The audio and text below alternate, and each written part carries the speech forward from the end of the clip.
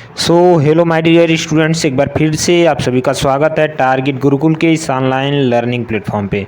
तो फ्रेंड्स, आज की इस वीडियो में हम प्लांट न्यूट्रिएंट के पूरे एमसीक्यू जितने भी निकल रहे थे निचोड़, पूरी चैप्टर की निचोड़ हमने इस वीडियो में बताने की कोशिश कर रहे हैं। और उम्मीद है ये वीडियो आपको पसंद आएगी। वीडियो पसंद आएगी तो लाइक कर देना और अपने दोस्तों के साथ ज़्यादा से ज़्यादा शेयर कर देना। और अगर बात करें इस पीडीएफ की, तो इस पीडीएफ को आप डिस्क्रिप्शन में आपको लिंक मिल जाएगा व्हाट्सएप ग्रुप का। किसका? व्हाट्सएप ग्रुप का। उसको आप ज्वाइन करके वहाँ से ये पीडीएफ पा सकते हैं। तो चलिए वीडियो को स्टार्ट करते हैं। और एक बात और कि आप लोग इस वीडियो को एकदम केयरफुली देखिएगा, ठीक। जितने भी क्वेश्चन बनेंगे प्लांट न्यूट्रिएंट से पूरा का पूरा सॉल्व करा दूंगा। और आपकी क्वेश्चन जो है प्लांट न्यूट्रिएंट से ज़रूर फंसेंगे। कोई भी यूनिवर्सिटी के आप इंट्रेंस एग्ज़ाम दे रहे हैं, वहाँ ज़रूर इस चैप्टर से आते ही आते हैं। ये जो है ये चैप्टर प्लांट न्यूट्रिएंट को हिंदी में हम लोग पोषक तत्व बोलते हैं। और ये चैप्टर जो है हर इंट्रेंस एग्ज़ाम में पूछा ही पूछा जाता है, चाहे इंट्रेंस एग्ज़ाम हो, चाहे आप कोई कंपटीशन दे रहे हों, सब में पूछा ही पूछे जाने वाला ये क्वेश्चन है। तो चलिए अब हम लोग स्टार्ट करते हैं बिना किसी देरी के। तो फर्स्ट क्वेश्चन से हम लोग स्टार्ट करते हैं। पहले क्वेश्चन में बोला जा रहा है पौधे के लिए आवश्यक पोषक तत्वों की संख्या कितनी है।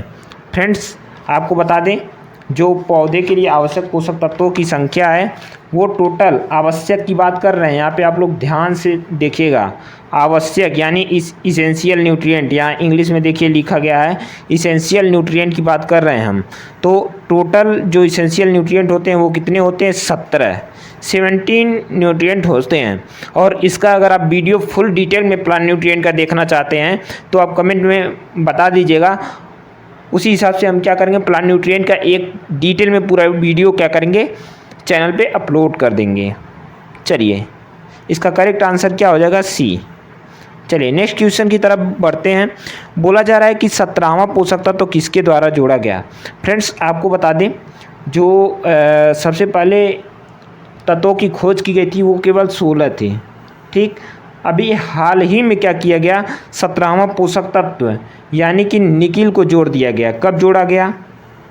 निकिल कब जोड़ा गया? तो 1987 ईस्वी में। ये डेट नोट करिएगा, ये डेट पूछा जाता है।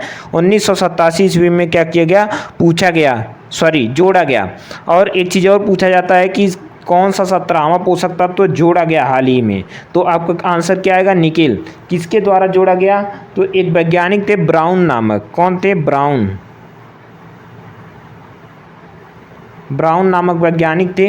उन्होंने 1987 ईस्वी में निकिल को 17वां पोषक तत्व के रूप में मान्यता दी। चलिए अब नेक्स्ट क्वेश्चन के बारे में बात करते हैं। बोला जा रहा है फंक्शनल न्यूट्रिएंट तत्व जो है, फंक्शनल न्यूट्रिएंट जो टर्म है वो किस वैज्ञानिक के द्वारा दिया गया है। फंक्शनल न्यूट्रिएंट का मतलब क्रियात्मक पोषक तत्व। ऐसी पोषक तत्व पौधों को मिल जाए तो भी ठीक है, ना मिले तो भी ठीक है, ऐसे होते हैं ये न्यूट्रिएंट। ये संख्या में अगर बात करें तो 4 होते हैं। कौन कौन से होते हैं? एक होता है वैनेडियम, दूसरा होता है एसआई यानी सिलिकॉन, तीसरा होता है कोबाल्ट और चौथा होता है सोडियम। इतने जो हैं ये फंक्शनल न्यूट्रिएंट होते हैं। अब बात करते हैं कि ये जो फंक्शनल न्यूट्रिएंट हैं ये टर्म किसने दिया था। तो एक वैज्ञानिक थे निकोलस। कौन थे? निकोलस नामक वैज्ञानिक ने कब दिया? 1963 ईस्वी में क्या किया, फंक्शनल न्यूट्रिएंट जो टर्म है उसे दिया। चलिए आगे बात करते हैं नेक्स्ट क्वेश्चन की तरफ। पोषक तत्वों की 3 कसौटियाँ किसने दी। ये बहुत ज़्यादा क्वेश्चन पूछा जाता है। पोषक तत्वों की जो 3 कसौटियाँ थीं वो किसने दी। अगर आप लोग चाहेंगे इस वीडियो को कि ये जो प्लांट न्यूट्रिएंट है इसका फुल डिटेल वीडियो चाहते हैं तो कमेंट करके ज़रूर बताइएगा। उसमें सभी चीज़ें डिस्कस की जाएंगी कि वो 3 कसौटियाँ कौन थी। अगर हम यहाँ 3 कसौटियाँ बताने लग जाएं तो ये वीडियो हो सकता है लॉन्ग हो जाए, ठीक। इसलिए हम यहाँ कोशिश तो नहीं करेंगे कि बताया जाए। बाकी आप लोग चाहते हैं कि लॉन्ग वीडियो चाहिए तो आप लोग कमेंट में बता दीजिएगा। चलिए ये पूछा जा रहा है कि पोषक तत्वों की 3 कसौटियाँ किसने दी, तो ये 2 वैज्ञानिक थे। कौन थे? आर्नन एवं स्टाउट। आर्नन और कौन था? स्टाउट। ये 2 वैज्ञानिक थे। ठीक, कौन था? स्टाउट। ये दोनों वैज्ञानिकों ने क्या किया? 1939 ईस्वी में 1939 ईस्वी में क्या किया? पौधों के पोषक तत्वों की 3 कसौटियाँ की अवधारणा इन्होंने दी। और ये क्वेश्चन वेरी वेरी इंपॉर्टेंट करके लिख लीजिएगा, कई बार आया गया है, कई बार, एक बार नहीं कई बार आया है। ठीक, चलिए आगे बात करते हैं। निम्नलिखित में से वृहद पोषक तत्व तो नहीं है। Which of the following is not micronutrient. अब बात करते हैं कि जो आपके प्लांट न्यूट्रिएंट हैं वो 2 तरह से बांटे गए हैं, एक मैक्रो एक माइक्रो, 2 तरह से बांटे गए हैं। इसमें से पूछा जा रहा है कौन सा मैक्रो न्यूट्रिएंट नहीं है। ठीक, क्वेश्चन आप लोग ध्यान से पढ़िए, कौन सा मैक्रो न्यूट्रिएंट नहीं है। यहाँ लास्ट में आप लोग ज़रूर देखिएगा, यहाँ पे नहीं दिया है। कई बच्चे होते हैं कि थोड़ा सा पढ़ते हैं, है समझ के मार देते हैं, तो ये चीज़ें आप लोग देखिएगा, नहीं है यहाँ पे दिया गया है। तो जिंक नहीं है, जिंक क्या है? माइक्रो न्यूट्रिएंट है, माइक्रो न्यूट्रिएंट। ठीक, चलिए नेक्स्ट क्वेश्चन की तरफ चलते हैं। नेक्स्ट क्वेश्चन है, निम्नलिखित में से स्ट्रक्चरल न्यूट्रिएंट यानी संरचनात्मक पोषक तत्व क्या कौन सा है? तो आपको बता दें, लगभग प्लांट का 95% भाग किससे बना होता है? CH और O से मिलके। किससे बना होता है? CH और O से मिलके। अच्छा, अगर आपसे हम पूछे कि आपकी स्ट्रक्चर क्या है तो आप क्या बताएंगे?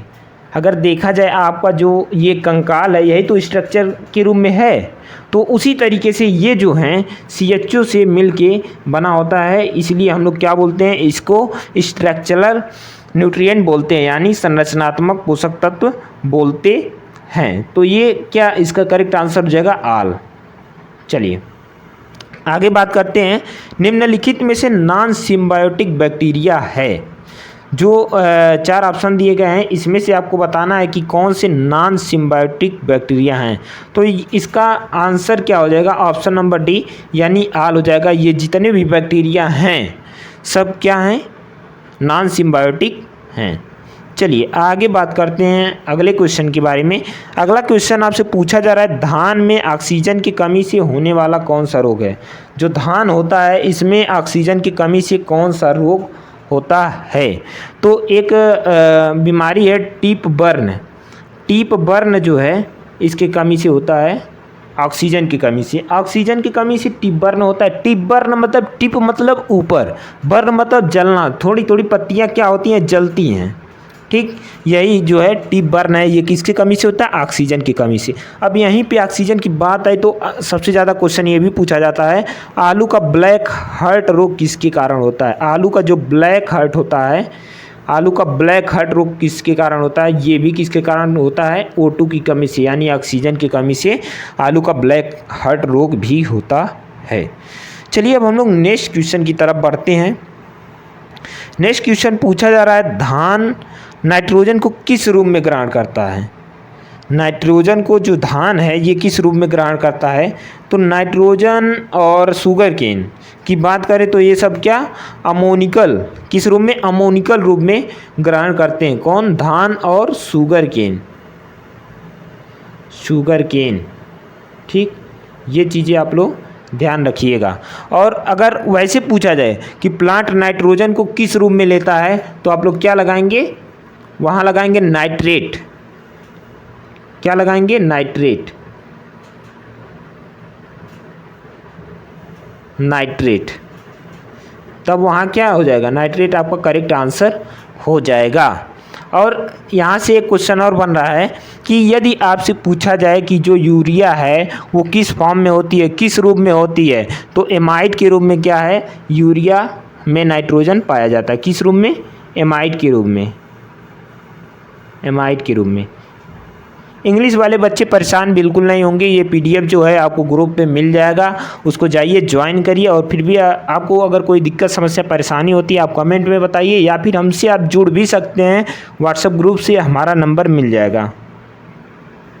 चलिए नेक्स्ट बात करते हैं कि वे वी शेप क्लोरोसिस होती है, जो वी शेप क्लोरोसिस होती है वो किसके कारण होती है। अब यहाँ अगर हम बात करें वी शेप जो क्लोरोसिस होती है वो नाइट्रोजन की कमी से होती है। किससे? नाइट्रोजन की कमी से। आप लोग पूरा क्वेश्चन पढ़िएगा क्योंकि यहाँ पे देखिए लिखा गया है नाइट्रोजन की अधिकता भी लिखा गया है, तो उस पर आप लोग को नहीं क्लिक करना है, आपको क्लिक किस पे करना है? नाइट्रोजन की कमी वाले पे। ठीक, चलिए आगे बात करते हैं H2PO4 माइनस सबसे अधिक जो pH है वो किस पे उपलब्ध होता है? H2PO4 जो है किस पे अधिक सबसे ज़्यादा उपलब्ध होता है? तो इसका करेक्ट आंसर हो जाएगा ऑप्शन नंबर डी, 5.5 से 6.5 pH पर सबसे ज़्यादा H2PO4 क्या है? उपलब्ध होता है। अब हम बात करते हैं बहुत इंपॉर्टेंट क्वेश्चन के बारे में, ये भी कई बार क्वेश्चन आ चुका है। पूछा जा रहा है कि रंध्रों के खुलने एवं बंद होने में तथा वाष्पोत्सर्जन में मुख्य भूमिका है। देखिए जब रंध्र खुलेंगे एवं बंद होंगे तो जाहिर सी बात है वाष्पोत्सर्जन होना ही होना है। ठीक, तो इसका जो करेक्ट आंसर हो जाएगा पोटास, इसका करेक्ट आंसर हो जाएगा सी, ऑप्शन नंबर सी। पोटास जो है क्या है? रंध्रों के खुलने एवं बंद होने में सहायता प्रदान करता है। अब देखिए अगले क्वेश्चन के बारे में बात करते हैं। टमाटर में ब्लॉसम एंड रॉट जो डिजीज होती है किससे होती है? तो ये चीज़ हम जानेंगे। इसको BER भी बोलते हैं। क्या? शॉर्ट में BER बोलते हैं। अगर आपको कहीं BER लिखा मिल जाए तो आप समझ जाइएगा कि blossom and rot disease of tomato पूछा जा रहा है। तो इसके करेक्ट आंसर की अगर हम बात करें तो ये हो जाएगा कैल्शियम की कमी से होता है, option number C, due to lack of calcium, option number C. चलिए नेक्स्ट क्वेश्चन की तरफ चलते हैं। कह रहा है is it A helpful element in the production of protein in pulse crop and oil in oil seed crops. मतलब कि जो हमारा दलहनी फसल होता है उसमें प्रोटीन निर्माण में कौन सहायक होता है और तिलहनी फसल में तेल निर्माण में कौन सहायक होता है। ये भी क्वेश्चन बहुत बार आ चुका है। ये सल्फर इसका क्या हो जाएगा? करेक्ट आंसर हो जाएगा ऑप्शन नंबर डी। क्या हो जाएगा? सल्फर। ये चीज़ें आप लोग क्या करिएगा? ध्यान रखिएगा। चलिए आगे हम बात करते हैं कि निम्नलिखित में से किस पोषक तत्व के कारण नींबू वर्गीय में पौधों में गमोसिस व डाईबैक रोग होता है। अब देखिए डाईबैक की अगर लक्षण हम बात करें, सिम्टम्स की बात करें तो ये डाईबैक जो होता है, डाई मतलब मरना, बैक मतलब पीछे। देखिए अगर कोई नाम रखा गया है उसका कुछ ना कुछ लॉजिक है। अगर मेरा नाम दीपक है, ठीक, इसका भी कुछ ना कुछ लॉजिक है, इसलिए मेरा नाम दीपक है। ठीक, उसी प्रकार से अगर कोई भी नाम है उसका कुछ ना कुछ लॉजिक तो है ही, ये मान के चलिए आप। डाई मतलब मरना, बैक मतलब पीछे। ऊपर से क्या होते हैं ये सब सूखते हुए आते हैं, ऊपर से, नीचे से नहीं, ऊपर से नीचे की तरफ आते हैं। ऊपर से नीचे की तरफ जो डाई होते आते हैं, पत्तियाँ हुई या फिर स्टेम हुआ, ये आपका क्या हो जाएगा? डाई बैक हो जाएगा। ठीक, तो इसके हम करेक्ट आंसर की बात करेंगे तो इसका जो करेक्ट आंसर है कॉपर, कॉपर क्या हो जाएगा? सही हो जाएगा, ऑप्शन नंबर बी। ठीक, चलिए चलते हैं नेक्स्ट क्वेश्चन की तरफ। नेक्स्ट क्वेश्चन पूछा जा रहा है कि अमरूद में ब्राउजिंग रोग किसके कारण होता है। जो अमरूद में ब्राउजिंग रोग होता है, what causes browsing disease in गवावा। मतलब अमरूद में जो ब्राउजिंग रोग होता है वो किसकी कमी या अधिकता के कारण होता है? तो वो होता है जिंक डिफिशियंसी, यानी जिंक की कमी से होता है। ऑप्शन नंबर बी इसका सही हो जाएगा। किसके कमी से? जिंक की कमी से। चलिए नेक्स्ट क्वेश्चन की तरफ बात करते हैं कि धान का खैरा रोग होता है, जो धान में खैरा रोग होता है वो किसके कारण होता है। तो अगर धान में हम खैरा रोग की बात करें तो खैरा रोग जिंक की कमी से होता है, सबसे पहले जानिए। ठीक, इसके उपचार के लिए हम लोग क्या करते हैं? 25 किलोग्राम, ये भी क्वेश्चन आता है, 25 किलोग्राम प्रति हेक्टेयर की दर से क्या करते हैं? जिंक सल्फेट का छिड़काव करते हैं। 25 किलोग्राम प्रति हेक्टेयर। अब खैरा डिजीज़ की अगर हम बात करें तो एक वैज्ञानिक थे डॉक्टर वाई.एल. नैने। कौन थे? डॉक्टर वाई.एल. नैने। ये जो वैज्ञानिक थे पंतनगर यूनिवर्सिटी में सबसे पहले धान की खैरा रोग के नियंत्रण की खोज किए थे। ये भी क्वेश्चन बन सकता है, ये चीज़ याद रखिएगा। चलिए नेक्स्ट क्वेश्चन के बारे में हम बात करते हैं। कह रहा है कि पराग कणों के निर्माण में सहायक पोषक तत्व है। जो परागकण होता है, पॉलन ग्रेन जिसे हम लोग बोलते हैं, उसमें निर्माण में कौन सा पोषक तत्व सहायक होता है? तो इसका करेक्ट आंसर की अगर हम बात करें तो ऑप्शन नंबर बी हो जाएगा, बोरान। क्या हो जाएगा? बोरान। उसके बाद हम बात करते हैं नेक्स्ट क्वेश्चन के बारे में। कह रहा है कि सर्वाधिक पीएच पर उपलब्ध होने वाला पोषक तत्व है। अब देखिए वहाँ कुछ और था क्वेश्चन। वहाँ क्वेश्चन क्या आपसे पूछा गया था? वो पूछा गया था H2PO4 जो होता है सबसे अधिक पीएच पर सबसे अधिक कितने पीएच तक उपलब्ध हो सकता है, ये पूछा गया था। और यहाँ पूछा जा रहा है कि सबसे अधिक पीएच पर, वहाँ 5.5 था। दोनों क्वेश्चन को अब लोग ध्यान से देखिएगा।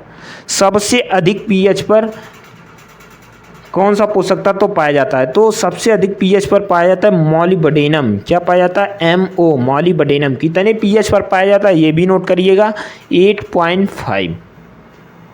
8.5 पीएच पर मॉलिब्डेनम पाया जाता है। चलिए हम नेक्स्ट क्वेश्चन के बारे में बात करते हैं। नेक्स्ट एंड लास्ट क्वेश्चन के बारे में बात करते हैं। लास्ट क्वेश्चन है कि भारत की मृदाओं में किस पोषक तत्व की कमी पाई जाती है? तो भारत के मृदाओं में जो है माइक्रो अगर न्यूट्रिएंट की बात करें तो जिंक। यहाँ जो क्वेश्चन है इसका आंसर तो जिंक होगा। अब यहाँ से क्वेश्चन बन रहे हैं, उस क्वेश्चन को हम क्या करेंगे बताएंगे आप लोगों को। अगर आपसे पूछा जाए भारत की मृदाओं में किस माइक्रो न्यूट्रिएंट की कमी पाई जाती है तो क्या हो जाएगा? नाइट्रोजन। ये चीज़ आप लोग ध्यान रखिएगा। माइक्रो न्यूट्रिएंट कौन कौन से हैं? तो कौन कौन से हैं? NPK जो है ये प्राथमिक न्यूट्रिएंट है। माइक्रो न्यूट्रिएंट के कई भाग हैं, उसमें से ये प्राथमिक न्यूट्रिएंट के क्या हैं? पार्ट हैं। ठीक, तो यहाँ आप उम्मीद करते हैं ये क्वेश्चन समझ में आया होगा कि यहाँ क्वेश्चन अगर इस तरीके से बनता है, एक बार फिर से बता दे रहे हैं कि भारत की मृदाओं में किस माइक्रो न्यूट्रिएंट की कमी पाई जाती है, तो यहाँ आंसर हो जाता नाइट्रोजन की। बट यहाँ क्वेश्चन के अकॉर्डिंग इसका आंसर जिंक ही सही होगा। चलिए तो फ्रेंड्स यही रहे 20 क्वेश्चन। उम्मीद करते हैं आपको वीडियो अच्छी लगी होगी। अच्छी लगी तो वीडियो को लाइक कर देना और दोस्तों के साथ शेयर कर देना। तो थैंक यू फ्रेंड्स, मिलते हैं नेक्स्ट वीडियो में नेक्स्ट टॉपिक के साथ।